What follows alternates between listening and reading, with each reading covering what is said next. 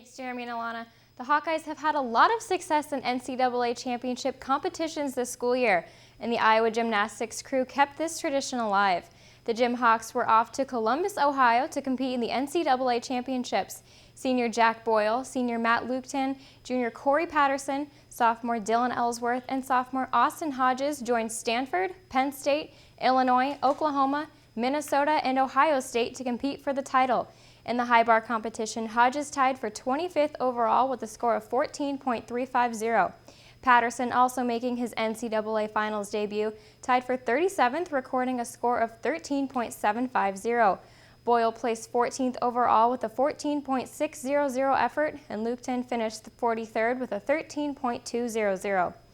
In the all-around, Lukton tied for 10th overall, missing the cut for being named an All-American by 1 point. The Hawkeyes wrapped up their season finishing 7th. And while some athletes here at the University of Iowa are just getting started with their athletic careers, to right in the heart of their time here at Iowa, some are turning the page to a new chapter. This week and next week, leading up to the NFL Draft on April 28th through the 30th, we will be introducing some of Iowa's NFL prospects. Taylor Brooks is standing by with our first. Taylor? Thanks, Katie. We start this special segment of NFL prospects with a guy who couldn't have asked for a better 5 years as an Iowa Hawkeye.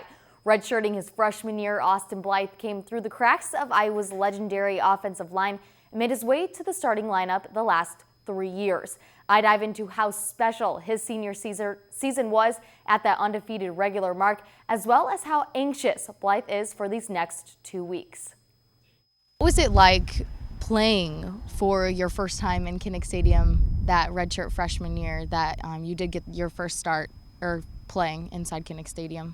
Yeah, it was a lot of fun playing in Kinnick. It was everything that I thought it would be, growing up, imagining that I could play Hawkeye football, and being able to do that it really was a dream come true, and to be able to fulfill that dream is really fun.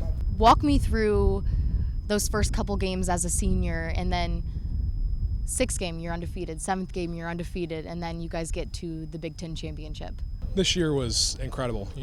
Coming into the season, a lot of people were uncertain of how we'd do, trying to predict 6-7 wins max, and here we were just going week in and week out, controlling what we could control, and playing to our strengths, playing together, playing strong team football, and just getting win after win. And as the season progressed, we really started to understand what we had and what we could do as a team, and it culminated to a pretty good thing.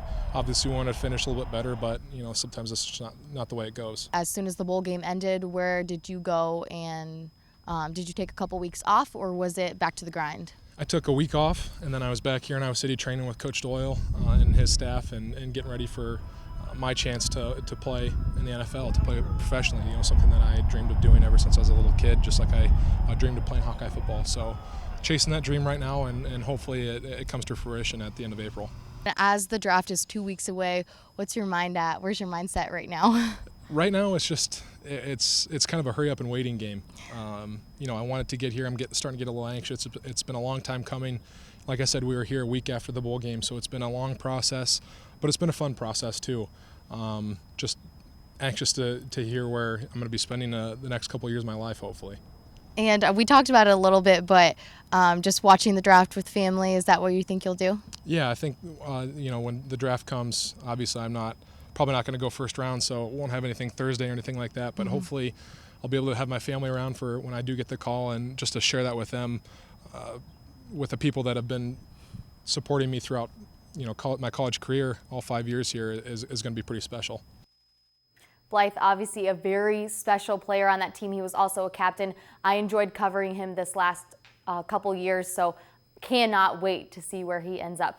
On Wednesday's show, I take a look into the eyes of another Iowa offensive player, this time fullback Adam Cox. His story revolves around an injury in one comeback season. Katie, back to you.